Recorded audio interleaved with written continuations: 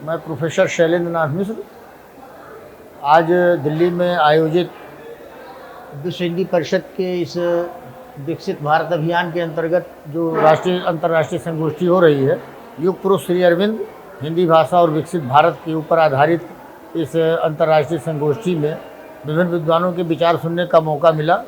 और यहाँ आने का जो मुख्य आकर्षण था कि इस समय देश और दुनिया को श्री अरविंद के दर्शन के क्रियात्मक पक्ष की आवश्यकता है। उन्होंने भारतीय धर्म दर्शन से जुड़े हुए जितने भी शास्त्र हैं उनका अवगाहन करते हुए और स्वयं उसका क्रियात्मक अनुभव करते हुए समग्र योग की साधना के साथ एक दिव्य जीवन और दिव्य चेतना के जो है अवधारणा को उतारने का काम किया। और पांडिचेरी में रहते हुए उन्होंने श्री अरविंद आश्रम की शुरुआत की और एक ऐसे नगर की कल्पना की जो पूरी दुनिया में किसी भी संविधान से किसी भी राष्ट्र से संचालित ना हो। ऐसे में उन्होंने औरविला नाम से पांडिचेरी से 10 किलोमीटर दूर एक ऐसे अंतर्राष्ट्रीय नगर की स्थापना की जो श्री माँ के नेतृत्व में विकसित हो रहा था। अब तो श्री माँ नहीं है, लेकिन अभी मुझे 15 दिन पहले वहाँ जाने का मौका मिला और मैंने वहाँ जा कर के देखा कि वो एक ऐसी अद्भुत जगह है और जो कल्पना है जो है श्री अरविंद की वो निश्चित साकार होनी चाहिए। पूरी धरती पर जो दिव्य चेतना है उसका अवतरण कैसे हो, इसी की पूरी संरचना श्री अरविंद के दर्शन और उनके सारे लेखन में है।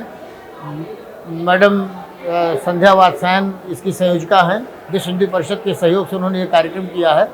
ये बड़ा ही उपयुक्त कार्यक्रम था। पूरे देश के लोग यहाँ आए हुए हैं और निश्चित तौर पर इसको जगह जगह इस तरीके से हमें आयोजित करना चाहिए श्री अरविंद की दर्शन और उनके इस विकसित भारत की विचार को लेकर के, क्योंकि उन्होंने विकास की अवधारणा, राष्ट्रवाद की अवधारणा, योग की अवधारणा, इन सब को जोड़ते हुए सामान्य जीवन को हम कैसे दिव्य बना सकें और कैसी दिव्य चेतना हमारे ऊपर आ सके, हर व्यक्ति कैसे एक अच्छा बेहतर नागरिक बन सके, इन सारी संभावनाओं का अगर कहीं हमारे पास अवसर है तो श्री अरविंद के साहित्य में है।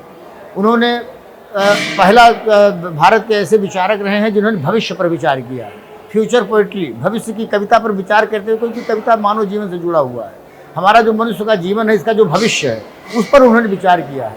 यहाँ दो बातें विचारणीय हैं। एक तो वो भविष्य जो आने वाला है, जो अपने आप से आ जाएगा, विभिन्न क्षेत्रों में विभिन्न अनुशासनों में जिस तरीके से गतिविधि चल रही है। एक तो वो भविष्य है जो आने वाला है, दूसरा वो भविष्य है जिसको हम श्री अरविंद के दर्शन की प्रेरणा से परिकल्पित करते हुए परिकल्पना इन्होंने की है, उसको क्रियात्मक रूप में डाल करके हम एक विकसित भविष्य जो भारत का हो सकता है उसको बनाने के लिए अग्रसर हों, वो ज़्यादा उपयुक्त होगा। इन्हीं शब्दों के साथ मैं आयोजकों को, भारतीय विश्व हिंदी परिषद को और इसके संयोजकों को अपना हार्दिक आभार व्यक्त करता हूँ। बहुत बहुत धन्यवाद।